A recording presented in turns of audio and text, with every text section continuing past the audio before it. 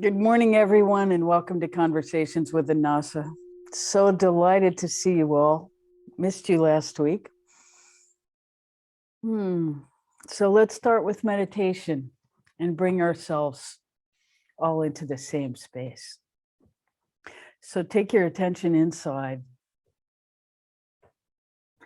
And as you inhale,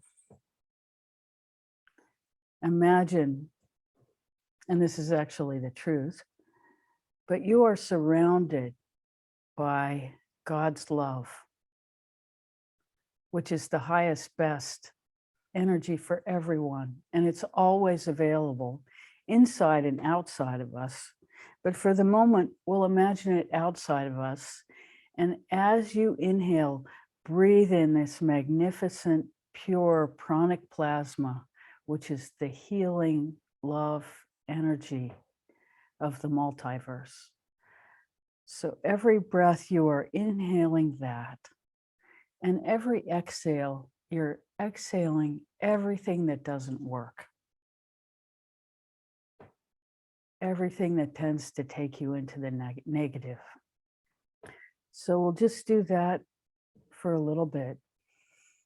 And imagine that this starts in your heart center and gradually expands like the ripples around a stone that you throw into a pond to become the foundation of your entire energetic being.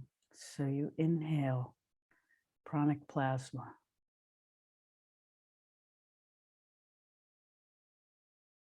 And exhale anything that's not love.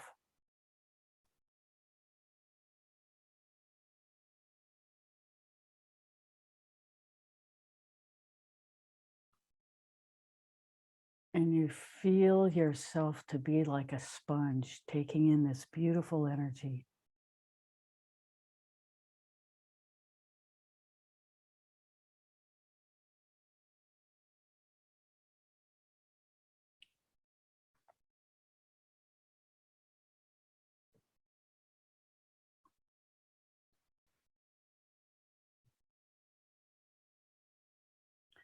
And releasing everything that's not in alignment with that.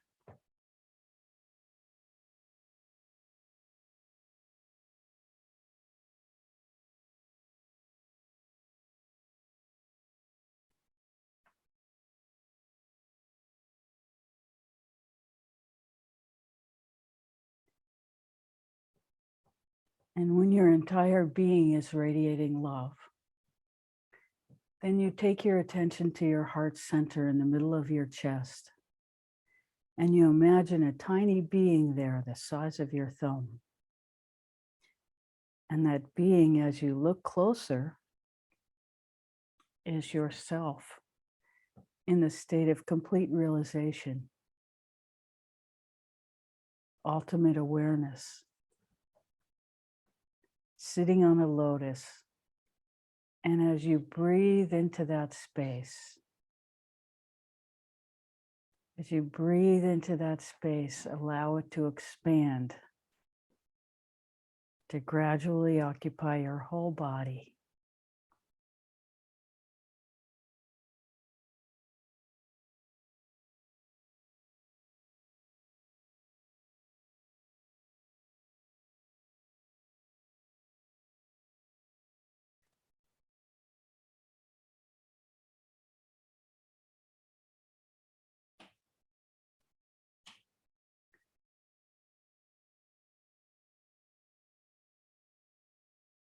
When this has been accomplished, then you keep going. You expand to encompass the room where you find yourself. You expand your energy field. So you are expanding the range of your love.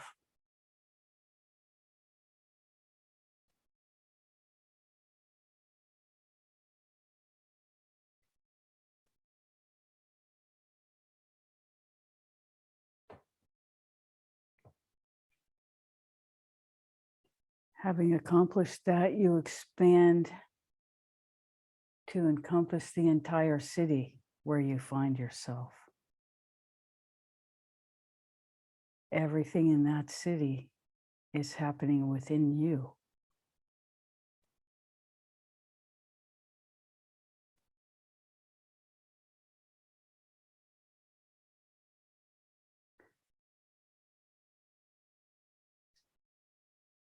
And you may even see people doing things.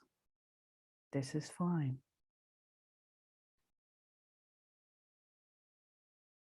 And then you allow yourself to expand to encompass the entire earth.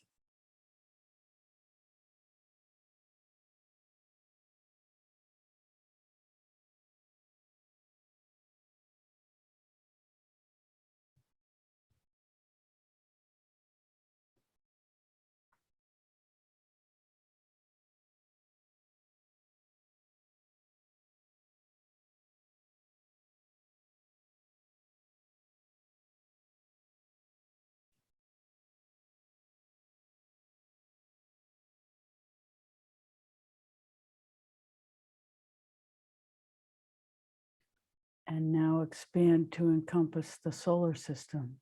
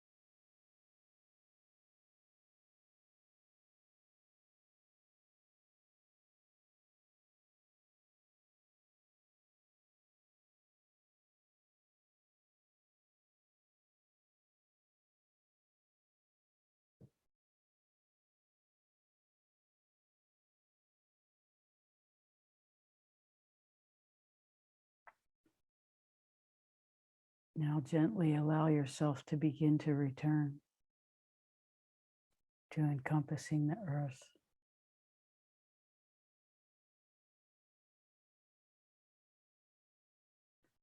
And then your city.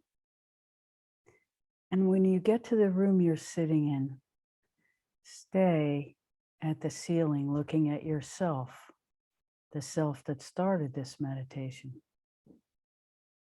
And gently reach down and put your hand on the head of your person, you who started this meditation. And allow yourself to pour pranic plasma, love itself, pure raw love, into your own being that's sitting there. And then you enter back into your own body.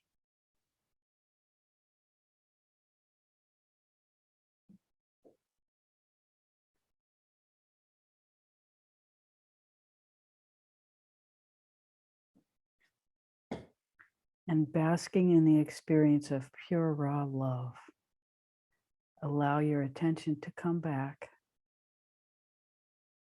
and we'll begin our conversation.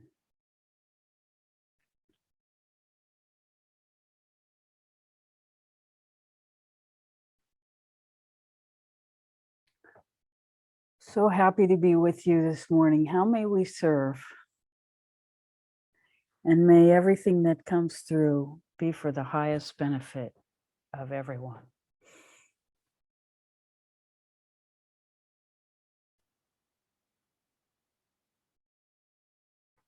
So how's it going out there?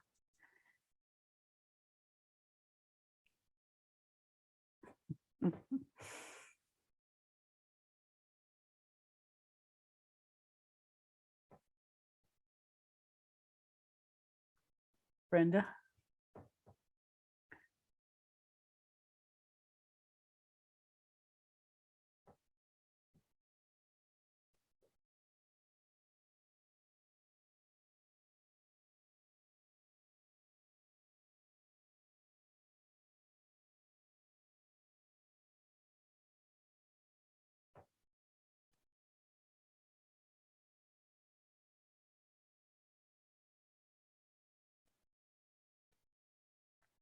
Nice picture.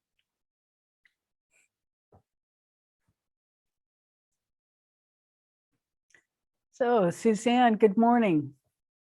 How are you? Better than I've been for a long time. Oh, we love that. Yeah. Hmm. I don't really have a question right now. I just feel like expressing gratitude to all the people who are working toward eliminating this pandemic, which may happen and may not happen, but at least working toward that. And I feel very grateful for all who are trying to do that.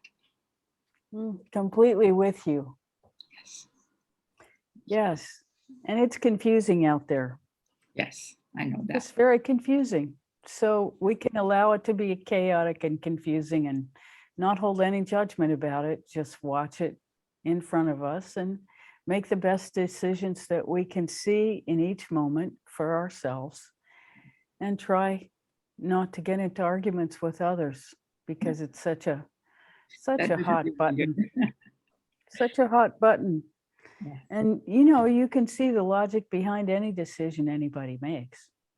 It's not that we need to be at each other's throats because we have different visions of what we think is happening. It's based on what they believe the best decision is, and That's exactly right. we each have to abide by that. We each do, and we need to cultivate love and respect for those who have a different opinion. Exactly. And if we model that, who knows what effect it might have in the environment. Thank you. Oh, thank you. Well spoken. How may we serve further? I have a few inquiries over my phone and others asking for you to share about Sedona. Oh. So let me just start with two very unexpected experiences that Andrew and I were invited to participate in. And that is in Sedona, yes. And that is that we went with a shaman to Bell Rock, which is very, very beautiful vortex spot. And we were guided through journeying ceremony to clear the root chakra, which was very, very powerful. And I can only speak for myself that the first experience that I had arriving in Sedona was that when I went to sleep the first night, Divine Mother came to me and was just holding me and welcoming me to Sedona. And so, I woke up with this very grounded, loving energy surrounding me. It was just beautiful. And then we went on this hike and the energy didn't change, it got more. And then, really releasing deep old patterns from the root. And that was a great gift. And then, like bookends, at the end of the retreat, we were able to have another ceremony with this person. Her name is Laura Harness, and she's quite magical. She was wonderful. And the second journey we did was to Cathedral Rock, and that was to clear the sacral chakra. So we started a journey that now at some point we'll need to complete. But it was really quite magical, unexpected, and we were both really delighted with that experience. And so that was pretty wonderful that we got to intimately experience, with a guide who knows the trails like the back of her hand, intimately experience what it was that we didn't know we needed. So that was really fantastic. And now the conference itself, well, it was a gathering of many, many astrologers, all very dedicated, and most of them completely brilliant, like amazingly brilliant and dedicated. And one of the most gratifying things to notice was how nice and respectful they all were to each other and supportive, because everybody knows how difficult it is. And so each of them was approaching with great intensity a certain aspect that they were presenting. And it was so beautiful, because what they all embody is astrology as spiritual practice for themselves and for the people that they work with, however deeply the people they work with want to go. And, sadly for our culture, most people don't know what deep exploration can be available by knowing the blueprint that you came in with, by understanding how to work with it to make your life better, to understand what your particular unique life is about. And so the caveat that I'll say, and this is always true for everyone in astrology, is that the birth time has to be right. Otherwise, everything's going to be confused. And with Vedic astrology, it's even more important, because a lot of the understanding of what a person is made of comes from what are called divisional charts. And there's 16 of these, which have to do with divisions of the natal chart into very small degrees, where the planetary placement is crucial to getting right information.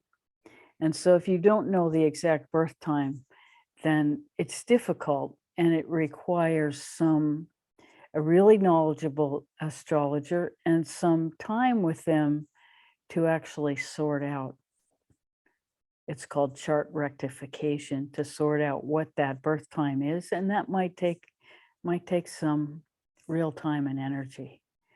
But so that is essentially my observation. There was a lot of information, and I've studied a lot of different fields, many different fields. I've studied music and medicine, homeopathy and osteopathy, and so astrology is yet another endeavor. And I will say that being inundated with reams of information for the first time in everything that I've studied, including sometimes spirituality, for the first time, I was not, the information itself and the overwhelming density of it did not shut me down. And I have many times in many fields been shut down by overwhelm.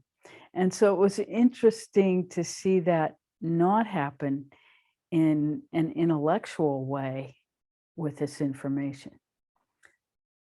I think it says something about the overall truth of it, that it kind of seeps in at its own pace and time. And it's a timeless, in a way, study of time. So it feels like it's close as we can get to a quantum look at our own time boundedness. So that's what I'll say. It was a week well spent, and if anything, I came away more inspired than less, both by the quality of people that I met and interacted with, and the quality of information that was presented. So that was kind of long, but that was it. Hmm. Yes. You were speaking about the time in the Vedic astrology. And this is probably something that you may go into and start to understand, but I knew someone who didn't know their birth date and that they were adopted. So to this day, still doesn't know So, what happened to that. so the question is, what do you do when somebody doesn't even know what day they were born? How do you figure it out?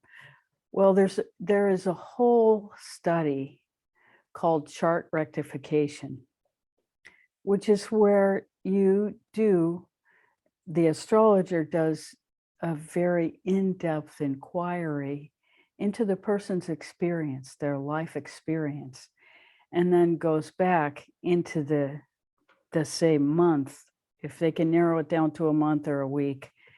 And usually there are hospital records that you can at least get the right day, if not the right time.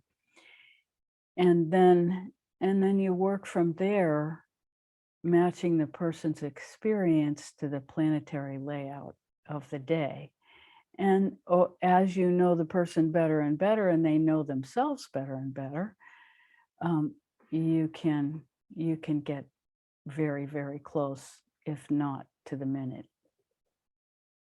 But it's a study, and it has, if you're going to work in that depth, and many of the astrologers that we met are working with people in terms of knowing how to understand yourself as a human being and how to work with your chart to grow spiritually. And so this is a worthy field.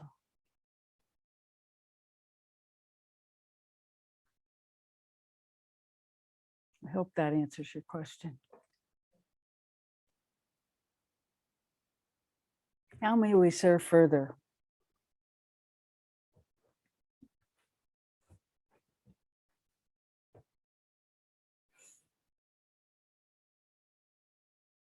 Could you please speak to what is happening when we seem to be stuck in a thought cycle like judgment? Well, so the question is what to do when we're stuck in a thought cycle that has to do with judgment. And the first thing to understand about any negative experience, any negative emotion that's rising up in us, is that when we judge something, who feels that judgment? Is it the person we are judging? Or is it us? So when we judge, who are we judging? We are judging ourselves. And when we understand that, and this is true of any negative emotion we have, when we're angry, do you think the other person feels our anger? Well, maybe if we force them to acknowledge it, but our anger doesn't hurt them. It shuts us down. We have no access to anything beautiful inside ourselves when we are expressing negativity. And it doesn't matter what kind, and it doesn't matter whether or not we express it. As we feel it, we are our own victim. There is no other victim but what we do to ourselves with our own feelings. And so as we begin to understand that, then the value of a practice like Ho'oponopono becomes very clear, because the person who needs to be loved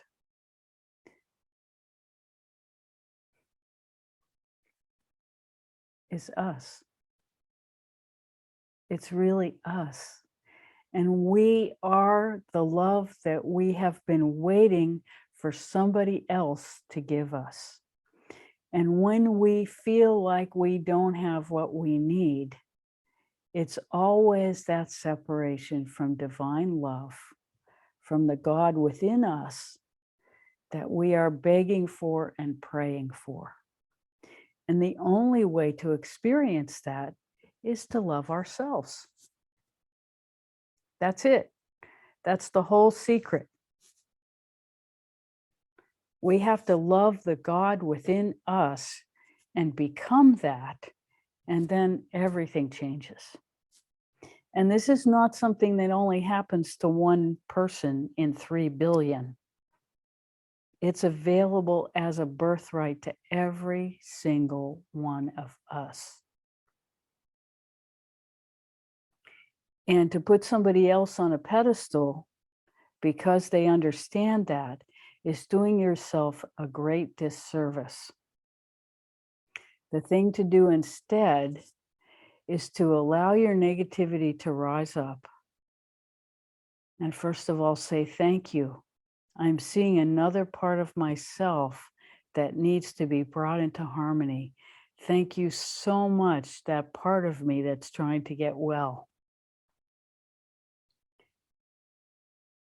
I love you. You are my salvation. You say this deeply into yourself. And you say, I'm sorry that I haven't always been completely connected with you. That I haven't always allowed you to guide my life. You divine love itself. And you reach into yourself and you find this. This is the buried treasure. It's the only treasure worth seeking. And it doesn't matter what negativity it is, it's always hurting us. Doesn't matter what label we put on it. Anger, fear, judgment, all of these things. Take a deep breath, let them go. I'm sorry that I'm not connected to you, my divine love. Thank you for showing me what in my experience is keeping me from you. I love you. And you say this over and over. I'm sorry. Thank you. I love you. I'm sorry. Thank you. I love you. And it doesn't matter what order, it will reorder itself depending on what you're feeling in the moment. Thank you. I love you. I'm sorry. I'm sorry. Thank you. I love you. It doesn't matter. What matters is that you say it and you release everything between you and that, and you become that love. This is our entire message. It's not more complicated than this. It's not easy, but it is simple.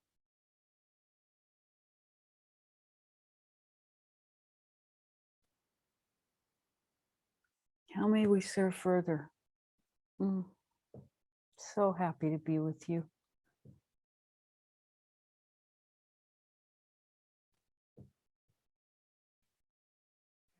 Broader question. I was going to ask specifically about someone leaving the hospital. And as you spoke, it came up. There's many that are in the hospital, and we don't know what to do for them. Is there a certain prayer? Is there something that we can do within ourselves to keep ourselves from fear or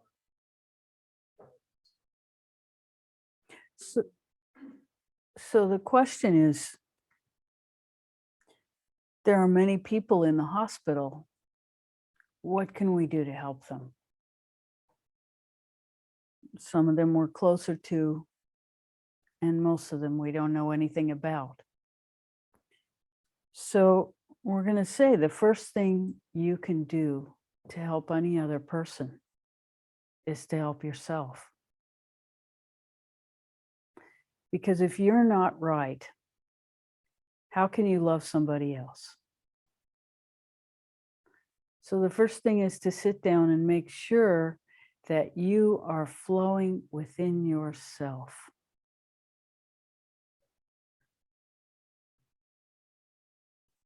and you do the absolute best you can to get yourself into your best person before you go anywhere near a hospital. And hospitals are pretty interesting places. We've spent a lot of time there, so we have a lot of information about it. And basically, when Rebecca was in the hospital full-time for 3 years, doing a medical residency, she gained 100 pounds because the intensity of the negativity of the energy that was in the environment was virtually intolerable. And so food was the only available narcotic in the situation. And, you know, you can tell she's not carrying that 100 pounds now, but that was the experience. And so know when you go into a hospital that you're going into, we won't call it hostile territory, we'll call it a very dense accumulation of unfinished business by a lot of souls that left abruptly. And so some of that in unfinished business, because there's nobody regularly going in and cleansing those environments in the hospital, there is a lot of unfinished business. And the people who work there tend to be inundated with that and don't really, except some of the nurses are just saints. This is our experience. Some of the nurses are saints, and they don't carry any negativity. They don't put, you know, they just are good to everybody they touch. And so that does happen. Not everybody in that environment is polluted by it. So that's what we'll say is first take care of yourself and get yourself into a loving place. And having that, then you have something worthwhile to share. Then you can go anywhere from there and do your best to, we don't want to tell other people exactly what we're doing. The way it works is, first of all, if we tell other people what we're doing, they're either going to think we're nuts, or they're going to think we're trying to proselytize and change them. And so any information given in that way will not be well received. This is a message that can only be received by people who want to receive it. And so what we do is we walk the talk, but we don't talk the talk unless somebody asks us a real question about who we are and why we're doing what we're doing. So when somebody wants to know, they will ask. It's a big temptation when we start to grow this love in ourselves. It's a big temptation to try to convert everybody around us. Don't bother, it's a big waste of energy. They'll either think you're nuts or trying to control them. Don't go there. You just be yourself, and it may take them 3 years. But one day they will walk up to you and say, "What's your secret? You always seem to help everybody who's around you. How do you do it?" And then you're ready to have a conversation. But till then, they have to ask you for it. This isn't something that we can just dump on people. They're not interested until they are. And it's a great gift to be interested. It's completely humbling when you start addressing your negativity. And then you reach a point where you start looking for it because you really, really, really want to do the work. And that's when it gets kind of fun, even though it's still humiliating. And even more so as you begin to think you're somebody. Big mistake.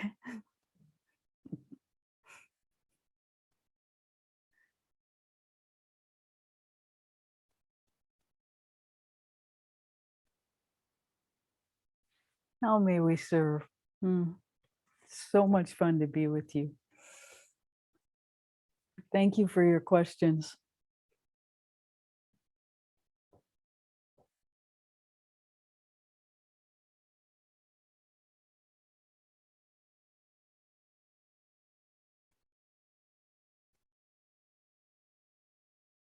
Are we able to ask you questions that may be more accurate for what's happening in the world right now, say, as the fear of, I don't want to say the word, but see that's going around, the people that are trying to get through it with love, and others that think that they're doing it with love, but they're creating harm. Is there anything that you get or pick up on that? So the question is, what do we do with all the fear that's being generated by COVID and all the diverse reactions to it? Is that a fair rephrasing of your question? So what do we do with all the fear of COVID? It's all around us. It's in a layer surrounding the planet, the fear of the human collective, the fear of our extinction is really, the whole collective is in fear that humanity is going to get kicked off the planet. We haven't treated the planet very well. And so it's fighting back. So that generates a lot of fear. Our individual fear of death gets activated, and our collective fear of extinction gets activated. So these are the two things that are really up for humanity right now. And for all of us, both as individuals and as participants in this collective. And the more sensitive you are as a human being, the more aware of this global fear you are. Because sensitivity and awareness are essentially the same thing. So everybody on this call is aware of that fear all the time, because it's a common denominator in the human collective at this moment. So each of us, depending on our relationship with fear before this happened, each of us is triggered to more and less, depending on how well we did with our fear before this. So for those of us who are fear-based, and I'm one of them, for those of us that are fear-based, this is a big challenge, this pandemic, because if we haven't confronted our own fear of death, then this is going to be chasing us a little bit because it's in the environment waiting to trigger us. So whatever negativity happens, we're going to bump into our fear every once in a while. And we treat it the same way we treat any other negative emotion. Fear shuts us down in a really, really big way. We can't participate at all. We can't open our front door without being afraid that somebody's going to do something to us. And so not only are we afraid, but we feel like we're prey. We're waiting for the next hit. And this is hard. This is what fear does to us. We just, go in a corner and wait for the next hit. That is what fear looks like this. Okay, so what do we do to deal with this fear? First thing is we start to breathe. And we allow the fear. We even welcome the fear. We say, hello, fear, come tell me about yourself. And you say, okay, let's look around. Is there anything to be afraid of in this moment? And you look around your surroundings, because fear's job is to tell us that our life is in danger, that danger is lurking. Now, if you look around and you don't see any danger, you can say, thank you, fear, for doing your job, for making me aware of the feeling of danger. My life seems to be intact at this moment, and nothing bad is about to happen that I can see. So thank you for making me aware, and I depend on you to let me know if my life is in danger. As long as it's not, you can go back to being vigilant, but I don't need you in my face at this moment. And you release the fear with Ho'oponopono. Thank you for the information. I love this love which is deep within me.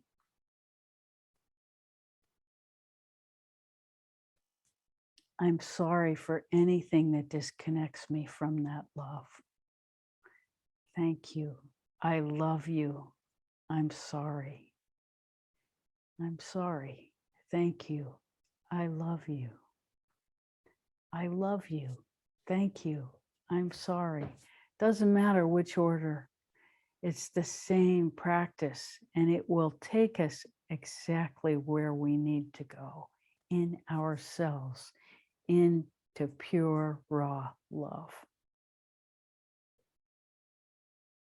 And we may have to do that 100 times a day to start to turn that tide. Because that tide has had decades of experience of reinforcement.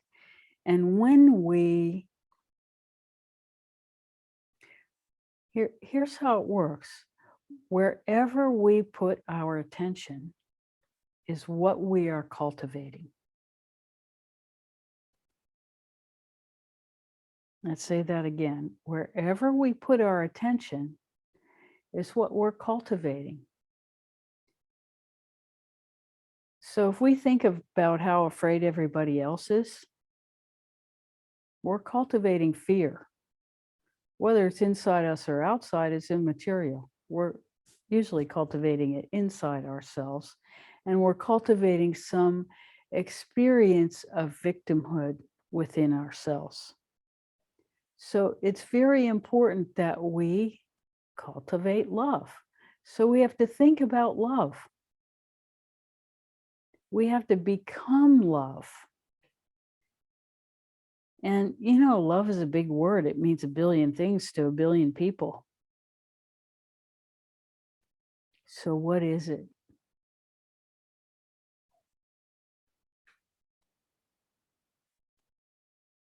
So we'll point to it with 4 words, one of them being love. Love, peace, joy, gratitude, and that which is beyond all 4 of those. That is what we're really cultivating, and it is nameless and timeless and always there. Love, peace, joy, and gratitude point to it, but it's not exactly any of those. It's beyond all of those. It's beyond language.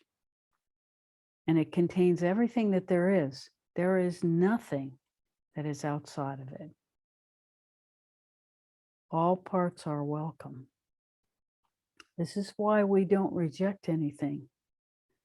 Because in rejecting anything, we end up rejecting ourselves in some way.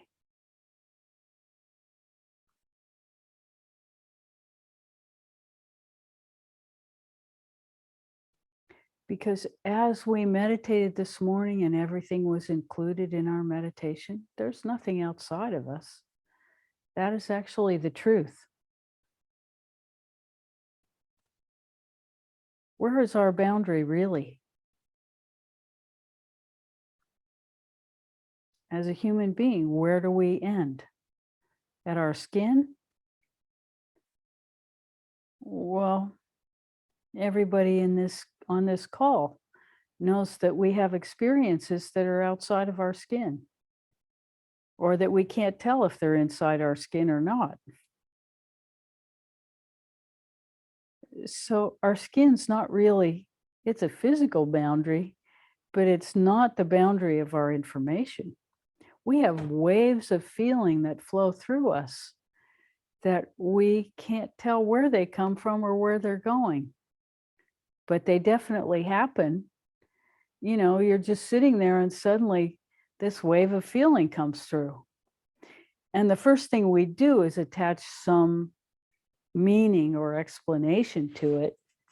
But if you watch, really, the wave of feeling comes first, and then we search for an explanation to go with it, so that we have some feeling of continuity in our understanding.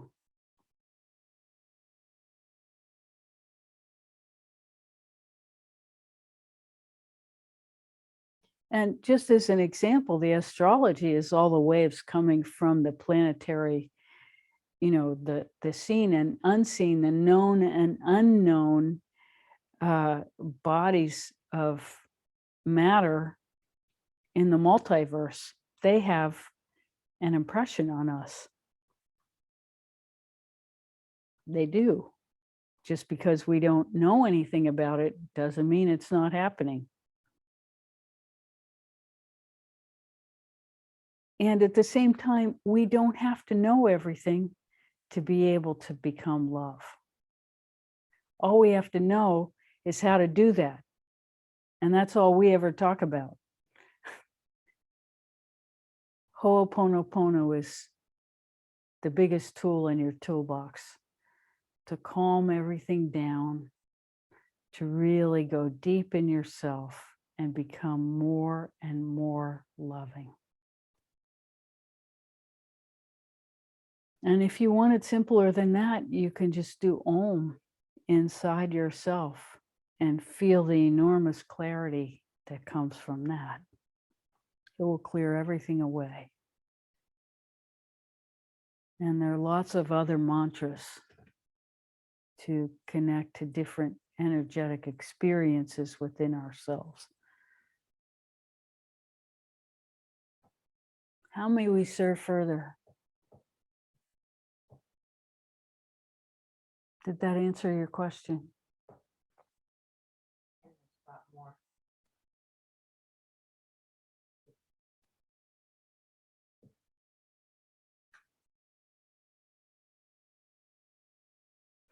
We welcome your questions.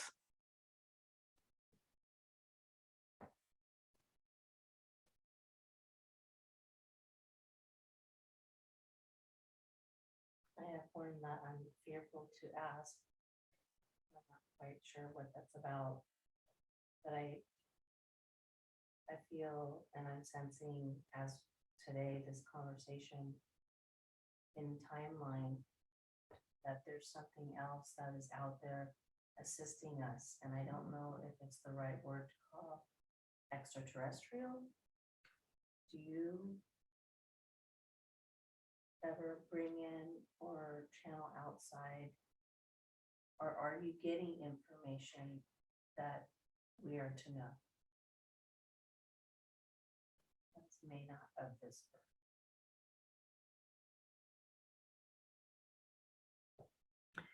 So this is really a question about who and what we are. Annassa. This is a question about who and what Annassa is and what its role is in our lives.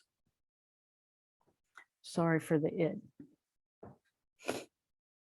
Okay. We are an energy field. We call ourselves angelic spirits because that's the closest thing in your language, in the English language, to what we are. It's not exactly the truth, because when you visualize angel, you see a body with white wings and have certain ideas about what angels do. And so it's not that we are exactly that. It's just that that's the closest thing in your language for us to be able to say, so that you have some idea of our beingness and purpose. Our purpose is to transmit information. And the information is both energetic experience, and because you are, as a species, are most primed to taking in information orally verbally and through books. This is the way we communicate with you.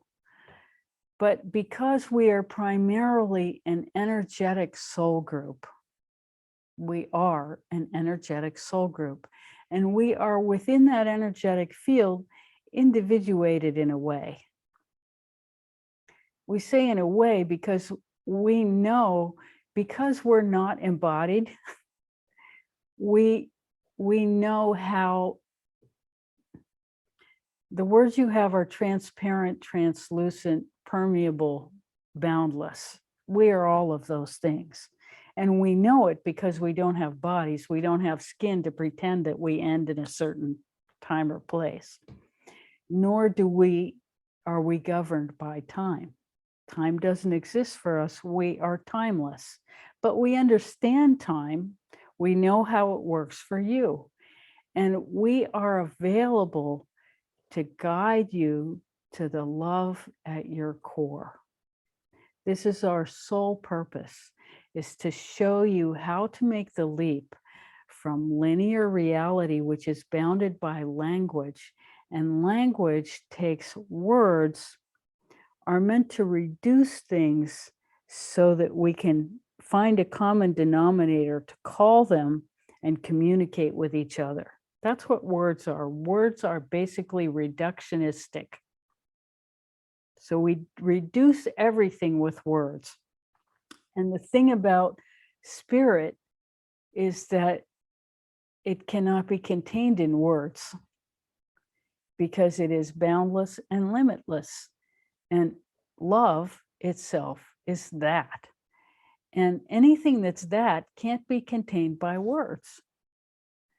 And so our difficulty in communicating with you is that you only have linear language, and we are a nonlinear field of information. So it is very difficult for us to communicate, which is why we carefully choose our channels, because they have large vocabulary and are interested in spirit. And so as we deliver information, the first receiver of that information, both spiritually, energetically, and in terms of language, is Rebecca, because it comes through her. And then all of that comes through her to you as undiluted a message as she can possibly give, to bring you the message of love, peace, joy, and in this moment, hope, idealism, the willingness to do the work to become love yourself, to have the experience of what it feels like to be loved, and therefore to be love. And as you cultivate that experience within yourself, then we have done our job. That's what's happening here. Does that make sense? We're not the only ones, of course. And it would be false to say that we're not on Earth. We are not bounded by Earth, but we're here. You're experiencing us in this moment. So to say that we're alien, that's not exactly the truth, but we're not exactly limited by this field either. And so we are everything and everywhere. We don't have the same linear structure that surrounds your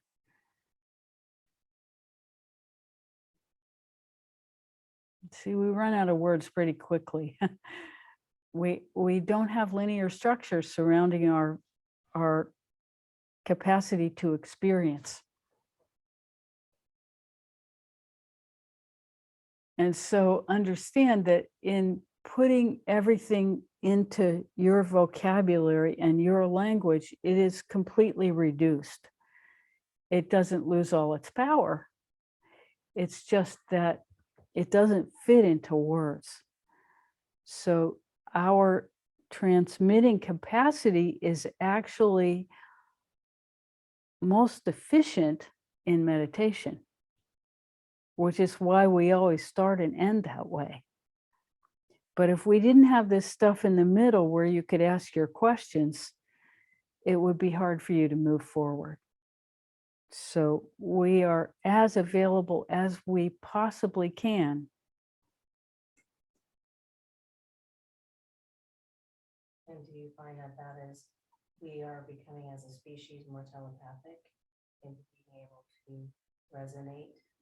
Absolutely, that is happening. The question was, are we as a species becoming more telepathic? And the answer is yes.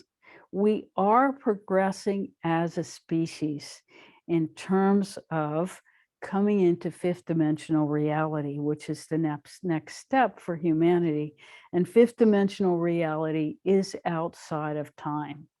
And that's the quantum leap that humanity is headed for. And so that fifth dimensional reality is based in love. It's what we're talking about. We are preaching fifth dimension reality. And we're going to take back the word preaching. That's not really the right word, because preaching implies speaking at rather than speaking with. And if anything, we are speaking with. We don't speak unless we're with. As we were telling you earlier in this conversation, don't speak unless you're with. Otherwise, you're speaking at. And that's what preaching is. So yes, humanity is headed in a good direction. And that direction will never get multimedia coverage because it's not news. What makes people love more is not newsworthy. People want to read other people's victim stories for whatever reason. That's just the way it is. And there are undoubtedly powers that want to control the masses of humanity and use them for their own resources. And they are other humans. So that brings up the question. So you got your angelic spirit guides, positive spirit guides. And then brings the question, demonic or negative spirit guides. It's like Rebecca had the experience of the vortices in Sedona. And I know there's spots that are, for lack of a better word, negative vortices that you just want to get out of there. Feeling it's just okay. This isn't a great spot. So you got your positive and negative spirit guide, your demonic and angelic spirit guide. Is that a good read of it? And Well, let's go back to the thing we said. So the question is, are there demonic spirit guides and negative forces? There are negative forces. We experience them within ourselves every single day. Those are negative forces. And negative fields are people who are being compelled to act by putting their attention on these negative forces. Where we put our attention is what grows. There are negative forces. Yes, anger is a negative force. Jealousy is a negative force. Fear is a negative force. Are these emotions always inappropriate? No. There are situations where it is the truth. There is something to be feared. There is someone to be jealous of. There is someone to be angry at. Someone is harming us. These things happen. We are not in denial of the reality. This is why we say all parts are welcome. But the truth of it is where you put your attention is what grows. And if we focus on the demonic, we will become demonic. That's just the way it works. If we focus on the angelic, we will become angelic. If we focus on loving everyone we meet with everything we have, we will become instruments of that love. It is always our choice, and we can always make a choice. No matter how limited our options appear to be, it is not possible for someone else to control our inner without our permission.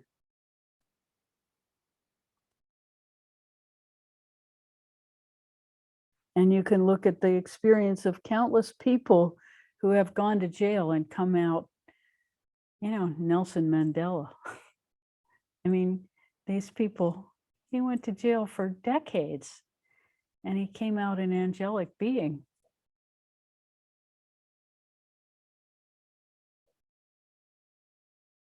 We have a choice. No matter how dire our circumstances, we can choose love within ourselves.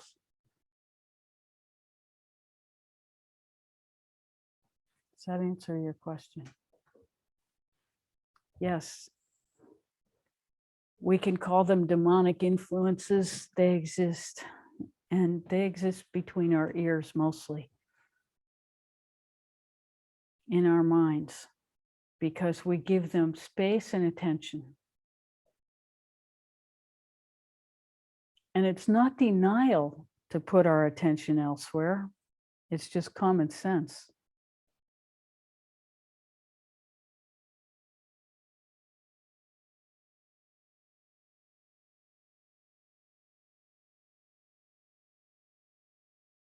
How may we serve further?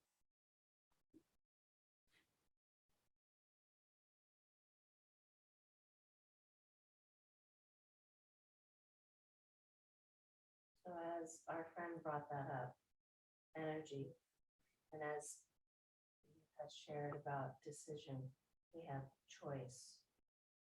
I had a question a few days ago, and it's been a while, when I had the NDE, and I had counsel ask me if I wanted to stay, and I said, no, I want to go.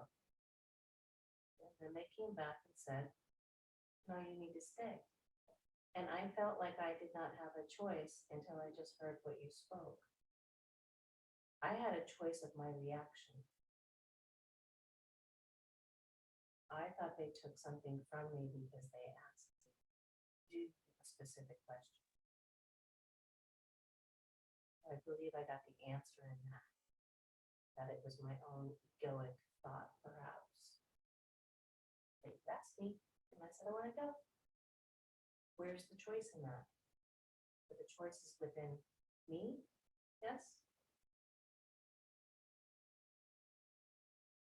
So the question is this: the person had a near-death experience some years ago. And as part of that experience, they were asked if they wanted to stay or go. And they said they wanted to go. And the council met and said, you need to go back. Now,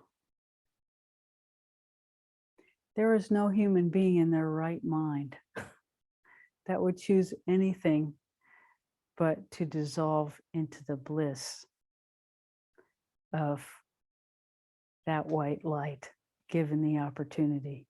There is no one who could resist that, even if they wanted to. And so this is a common experience, that people are at death's door and asked if they want to go or stay. And their answer is part of the answer. It's part of the consideration of whether or not it is their time to cross. But everyone has a preordained time to cross. Everyone does. That is written before you're born with your agreement, your full agreement. And many of the experiences that we have in this life, we already agreed to before we came. This is what the blueprint is about. We all have a blueprint, and we all agreed to it. Now, how that blueprint is expressed in your life has a lot to do with how you relate to yourself. If you spend your life cultivating love, then many of the difficult experiences that you agreed to still have to happen, but the nature of the way that they happen is structured quite differently than if you need to be reminded to turn inward. If you are already turned inward, then what happens tends to not have a large impact on the quality of your life over time, the negative experiences that you agreed to. But if you are not paying attention to the love within yourself, then these negative experiences may still happen with a great intensity to refocus you inside yourself. That is the purpose of every difficult experience, is to refocus us inside. And then we come to the question of, why do bad things happen to good people? And the answer is usually that they agreed to have that happen.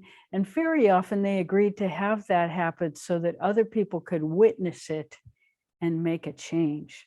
This happens a lot, like the child that comes in who, is abducted and violated and all these horrible things happen.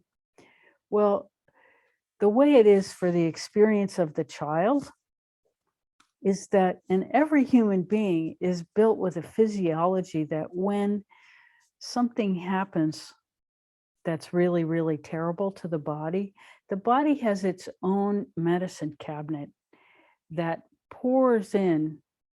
Our body makes opiates. If some part of us is broken physically, we get tons of opiates into our system just naturally to numb all that experience so that we're not really having it. Like if you've ever had a near-death experience, when you're crossing, you don't feel all that pain. It's gone. It's not part of your awareness.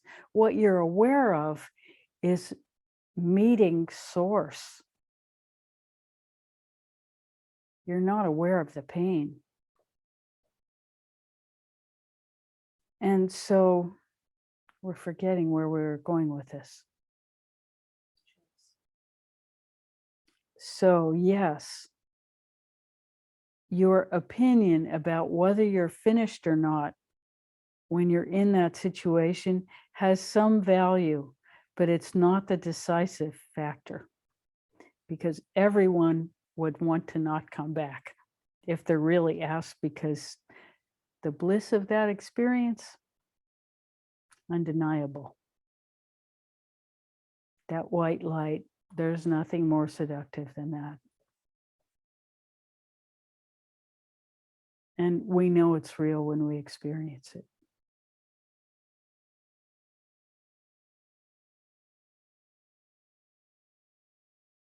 But we can't go until it's our time. It just doesn't happen. We all have a time. It's like an expiration date. After that time, we're no longer welcome. Before that time, we have to stay here. And so the key is to do as much work on yourself as you possibly can. And then, the very fact that we have this information available, presented to us as work, I mean, this is like, who gets this? Who gets this opportunity? Does anybody deserve it? No. You can't earn it. You just got lucky. But the real thing is paying attention and doing inside yourself, so that you really do have a choice about what you're feeling in every moment. And you make the choice to be the best you can be. And that's all any of us can do in any moment. And So we're in a continuous improvement. And then there is the possibility of a quantum leap into a different reality where love is the basis of everything. And that doesn't happen by our linear work. Our linear work still needs to be done. We still need to do everything we can to cultivate ourselves as the highest possible being we can be. But at a certain point, understand there is a quantum leap into a different dimensional reality that allows the experience of God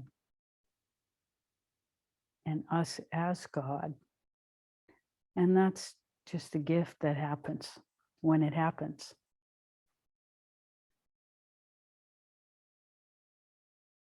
So in essence, we create our reality and the choices that come in. Hence goes back to the negative and the positive feelings that we were speaking about earlier. So that wasn't a question, it was a summation that we do create our own reality, but it's not that we exactly know we're doing it.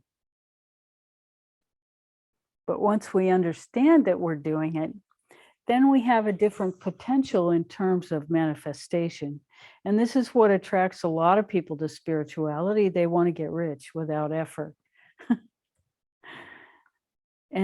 And we do have some control over what we manifest as we come more and more into alignment with the highest. Then ask and you shall receive does become relevant at a certain point.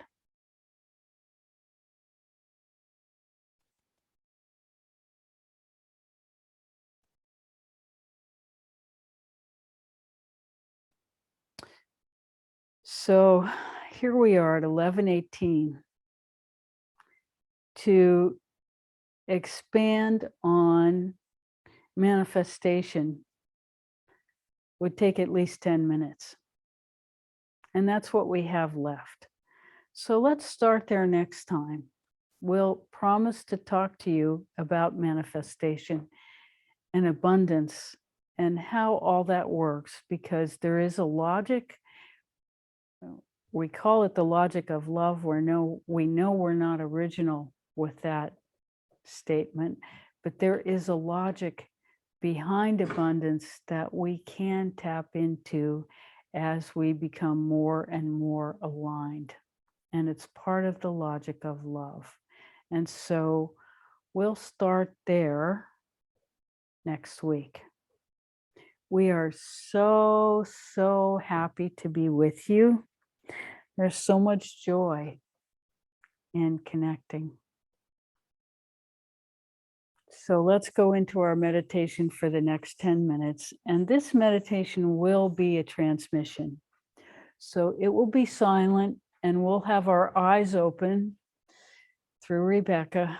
We will be delivering our energy field. And so you're welcome to tune into that with your eyes open or in any other comfortable position that works for you. So for the next 10 minutes or so, we'll meditate together and it will be a transmission. So much love to you.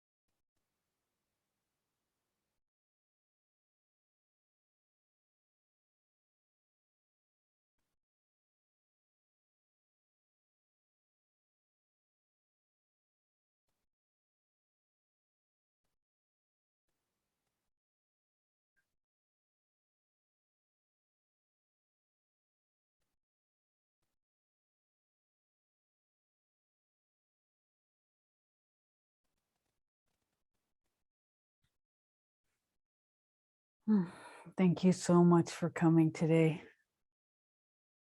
Pure pleasure to be with you.